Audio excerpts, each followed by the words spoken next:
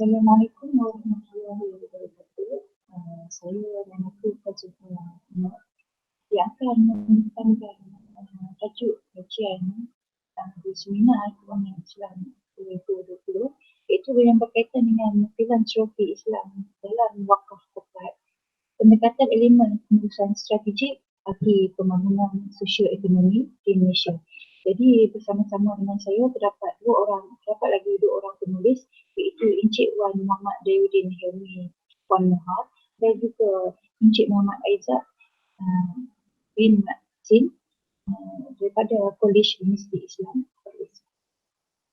Jadi kita sedia maklum bahawa menurut perspektif ekonomi Islam, wakaf korporat merupakan tanggungjawab sosial korporat berlandaskan Islam di mana ia dijalankan melalui prinsip bahawa harta merupakan amanah dan penggunaannya harus dipertanggungjawabkan bagi memastikan kemakmuran bersama dari segi keadilan sosial dan juga akan mengeratkan hubungan masyarakat.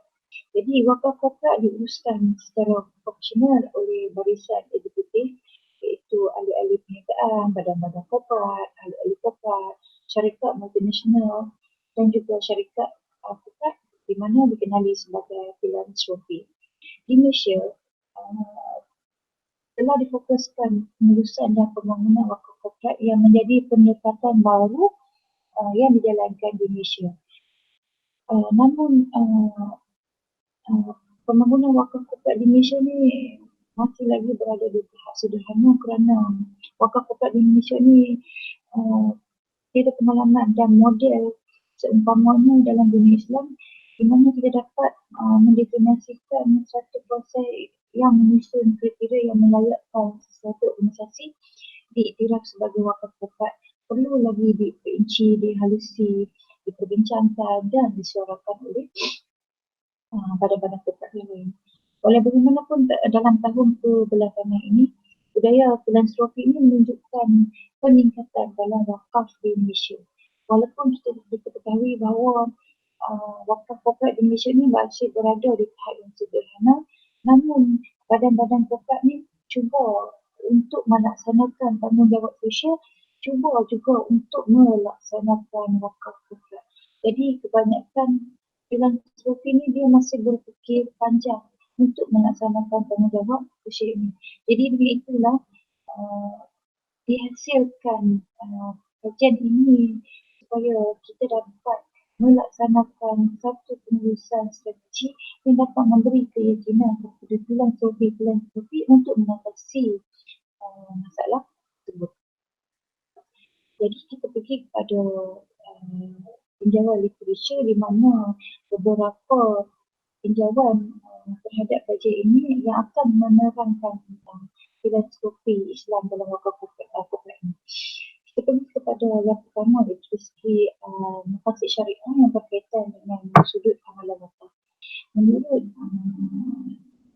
Wan Dayudin dan Ilham pada tahun 2017, maqasid ataupun objektif hukum Islam yakni penetapan oleh syarak menyatakan bahawa ia merupakan satu perkara untuk menjaga kepentingan dan keperluan manusia di dunia dan di akhirat. Jadi apabila membincangkan tentang wakaf ini, ia boleh dikategorikan sebagai satu konsep kita nak memelihara harta iaitu al-mal yang dikira sebagai salah satu daripada perkara daruri di mana konsep ini dapat kita perbahaskan secara komprehensif. Ia merujuk kepada perbendaharaan umat yang menyeluruh mencakupi unsur modal insan, usaha dan modal kewangan.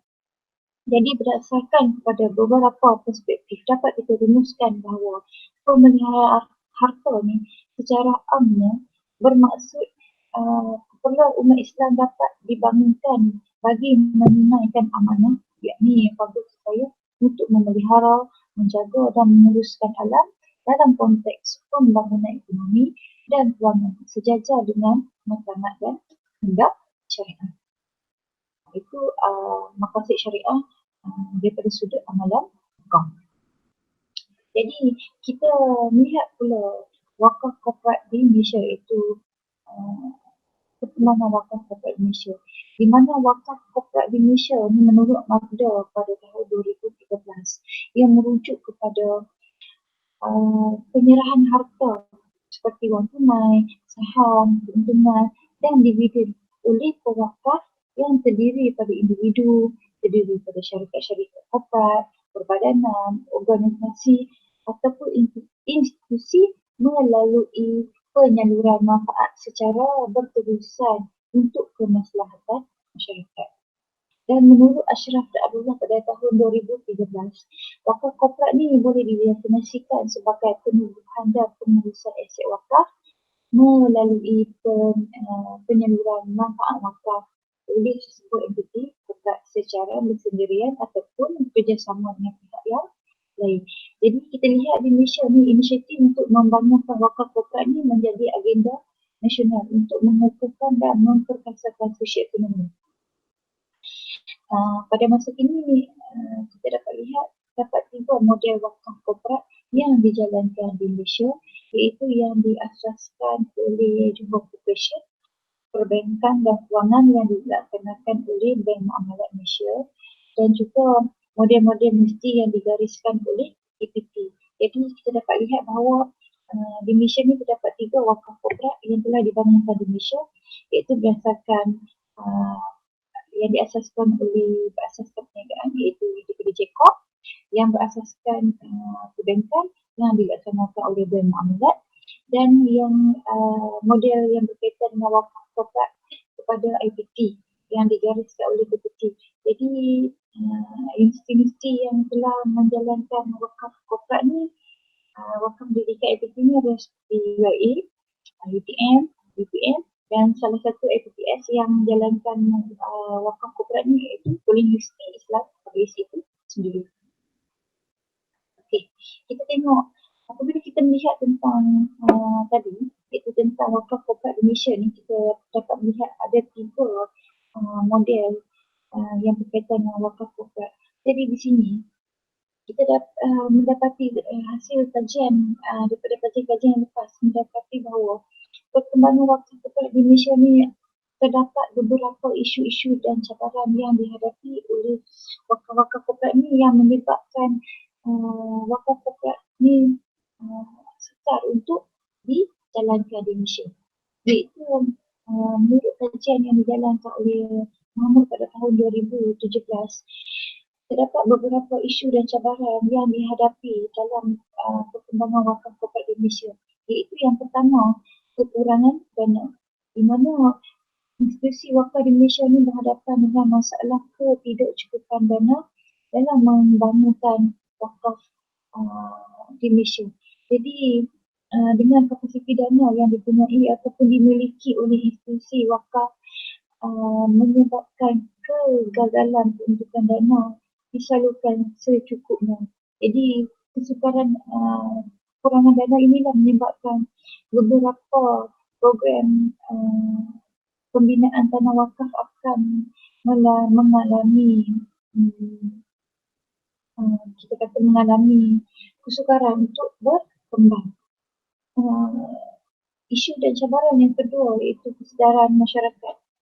Kita dapat tahu bahawa menurut Muhammad bahawa masyarakat di Malaysia ni masih kurang sedar ataupun kurang cakna terhadap proses ataupun wakaf di Malaysia. Maksudnya masyarakat masih tidak memahami tentang ciri-ciri wakaf yang dinamik dan inovatif. Masyarakat belum faham ataupun masih kurang faham tentang apakah impak ataupun kesan yang positif apabila adanya wakaf di Malaysia ni. Apa kesan ataupun kebaikan ataupun kesan kepada sosial ekonomi. Ini adalah satu cabaran ataupun isu di mana masyarakat masih kurang faham tentang kesedaran ataupun kesan terhadap wakaf terhadap ekonomi di Malaysia. Isu ataupun cabaran yang ketiga iaitu ketidakseragaman perundangan wakaf, iaitu pengurusan wakaf mulai menjadi senarai undang-undang yang digariskan di dalam enakmen sebagaimana yang dinyatakan di dalam enakmen pentadbiran bagi setiap negeri.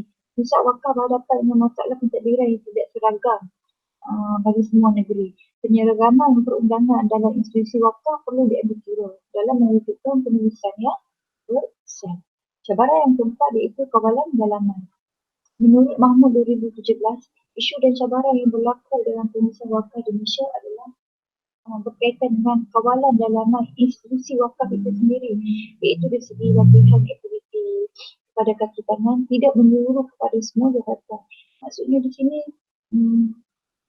apabila diberi latihan aktiviti kawalan untuk kita nak bagi training kepada kaki tangan, dia tidak menyeluruh kepada semua jabatan. Hal ini menyebabkan hanya sebahagian jabatan saja yang masih mengekalkan latihan kepada kaki tangan. Walaupun keperluan latihan ini perlu diberi kepada semua kaki tangan. Namun begitu, negeri di sebelah utara Semenanjung berhadapan dengan isu mutawali dalam institusi wakaf kekurangan latihan dan pembangunan menguruskan harta wakaf. Isu dan cabaran yang kelima iaitu kebincangan pangkalan data, iaitu tidak ada pangkalan data yang sistematik yang menjadi masalah kebincangan ataupun masalah pangkalan data yang menyebabkan ia masih tidak selesai sehingga hari ini. Ia memberi kesan yang buruk iaitu akibat daripada kebincangan dan pangkalan data ini akan menyebabkan berlaku pencerobohan oleh pihak yang tidak bertanggungjawab. Dan masalah yang keenam iaitu kekurangan tenaga pakar dalam aspek teknikal dan profesional yang menjadi kekangan oleh majlis-majlis agama di setiap negeri. Pengurusan wakaf akan berhadapan dengan pelbagai masalah sekiranya kekurangan tenaga mahir dalam bidang perancangan dan pembangunan tanah.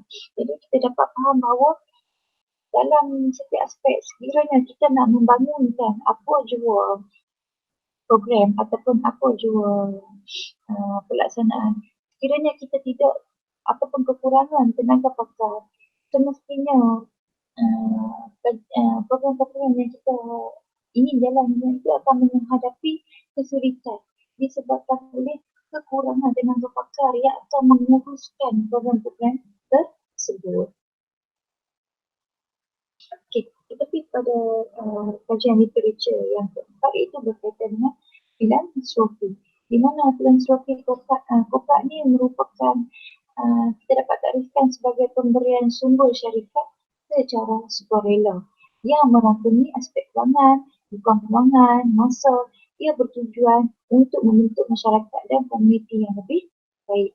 Dan filantropi kokak ni juga merupakan mekanisme strategik bagi memperkasarkan kelebihan daya saing syarikat-syarikat dari sudut prestasi kewangan dan memberi peluang perniagaan dengan menggabungkan matlamat ekonomi syarikat itu sendiri. Pengiktirafan peranan filantropi di peringkat global ni juga harus membawa kepada peralihan paradigma dalam cara kerajaan dan filantropi bekerjasama untuk perkembangan dan pembangunan wakaf di Malaysia. Dan kita pergi kepada penjelasan literature yang terakhir iaitu pengurusan strategik ataupun strategic management. David 2015 mendefinisikan pengurusan strategik ini merupakan satu proses menganalisis persekitaran sesebuah organisasi iaitu secara dalaman dan secara luaran. Analisis secara dalaman ini melibatkan kita nak melihat tentang kekuatan dan kelemahan organisasi, dan apabila kita melihat dari segi persekitaran luaran ia merangkumi iaitu kita melihat dari segi mempengaruhi ancaman dan peluang organisasi itu sendiri. Menurut Thomson 2007, strategic management ataupun pengurusan strategi ini merupakan kita mengenal pasti kepedulian ataupun peranan pengurusan strategi kepada organisasi dan perniagaan organisasi itu sendiri. Ia melibatkan beberapa aspek, iaitu dari segi aspek yang pertama itu kepentingan strategi, dari segi pengurusan menjalankan perniagaan. Aspek yang kedua berkaitan dengan perusahaan berfokuskan pada strategi itu lebih cenderung mengutamakan kehendak dan kepuasan pelanggan. dan pelaksanaan pengurusan strategi yang besar dapat memberi kesan yang positif dalam pertumbuhan pendapatan dan perpulangan kepada pelaburan. Dan pengurusan strategi ini dalam sebuah organisasi ini adalah sebagai langkah untuk memastikan matlamat organisasi ditetapkan, isu-isu utama digariskan, masa dan sumber-sumber dikenal pasti, menganalisa persiaran dalaman dan luaran, serta organisasi dapat disesuaikan dengan setiap perubahan. Okey, kita beralih kepada metodologi kajian bagi kertas kajian ini, iaitu di mana dalam metodologi kajian ini menggunakan kaedah kajian iaitu pengumpulan data dan juga metod analisis data yang telah digunakan, iaitu kita mengaplikasikan kajian-kajian daripada kajian-kajian yang lalu yang berkaitan dengan penyelidikan terhadap wakaf korporat di Malaysia. Jadi pengumpulan data ini dapat digunakan untuk kita membuat kajian tentang pengurusan wakaf korporat di Malaysia. Jadi apabila kita meneliti hasil kajian yang lepas mengenai filosofi Islam dan juga wakaf korporat di Malaysia ni, kita dapati bahawa perkembangan wakaf korporat di Malaysia ni masih berhadapan dengan beberapa isu dan cabaran, di mana apabila dibincangkan, apabila kita membuat kajian daripada hasil-hasil kajian lepas, didapati bahawa salah satu cara untuk mendepani ataupun cara untuk mengatasi isu-isu dan cabaran dalam wakaf korporat ini adalah menggunakan pengurusan strategi bagi kita nak mencapai semula objektif kajian, objektif asal pembangunan korporat di Malaysia. Jadi kita melihat kepada model pengurusan strategi yang dihasilkan oleh David pada rajah 1, iaitu terdapat 5 langkah yang dapat dikenal pasti untuk menguruskan wakaf korporat di Malaysia agar dapat diperkembangkan sejajar dengan objektif yang utama. Jadi dalam rajah 1 ni, David ni dia telah menetapkan 5 langkah untuk kita nak mengatasi masalah dalam sebuah organisasi. Jadi kita akan menggunakan kelima langkah ini untuk kita nak menguruskan ataupun kita nak menangani isu-isu dan cabaran yang dihadapi oleh wakaf korporat di Malaysia. Okey, kita pergi kepada langkah yang pertama, iaitu dari segi keperluan fizikal dan kepuasan diri sendiri, iaitu persediaan filantropi untuk menerima harta terhadap hendak diri sendiri boleh menjadi penyumbang utama untuk institusi pengurusan wakaf korporat. Institusi pengurusan wakaf perlu mempunyai sikap saling kebergantungan dengan filantropi itu sendiri. Maksudnya kat sini nak menyatakan bahawa filantropi itu dia menerima hartanya berdasarkan pada sukarela diri dia sendiri, dan kita perlu nak menyatakan di sini bahawa institusi pengurusan wakaf ni dia perlu ada sikap saling kebergantungan dengan filantropi yang akan mendermakan segala bentuk derma kepada institusi wakaf itu. Jadi di sini dia menyatakan bahawa bentuk derma yang dilakukan oleh filantropi itu adalah dalam bentuk sukarela. Teori hierarki keperluan Maslow telah menjelaskan bahawa keperluan asas fisiologi, keperluan keselamatan, keperluan kasih sayang, keperluan harga diri dan realisasi diri ini merupakan satu tahap kepuasan kepada diri sendiri.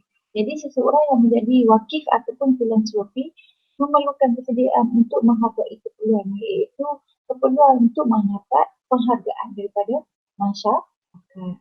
Yang kedua, langkah kedua adalah segi pelaburan yang menguntungkan, iaitu masyarakat masih kurang cakna bahawa wakaf merupakan satu pelaburan yang menguntungkan, terutama bagi orang Islam di akhirat kelak, iaitu amalan yang akan kekal sepanjang hayat. Jadi kat sini mereka yang menguruskan wakaf ni menjana dana yang besar yang akan meningkatkan lagi dana wakaf yang terbesar. Yang ketiga adalah dasar kerajaan, iaitu kerajaan memainkan peranan yang penting untuk memberi galakan kepada masyarakat, badan profesional dan institusi untuk melibatkan diri dalam wakaf korporat. Jelaslah bahawa peranan kerajaan adalah penting untuk melaksanakan wakaf serta menjana dana bagi pembangunan ekonomi dan sosial negara. Kita memerlukan undang-undang dan peraturan yang berkaitan dengan penyelenggaraan dan pembangunan serta pengedaran wakaf. Dan yang terakhir adalah dari segi globalisasi, iaitu menurut Anthony Giddens, globalisasi ini merupakan interaksi hubungan sosial di seluruh dunia yang menghubungkan antara peristiwa-peristiwa yang berlaku di seluruh dunia.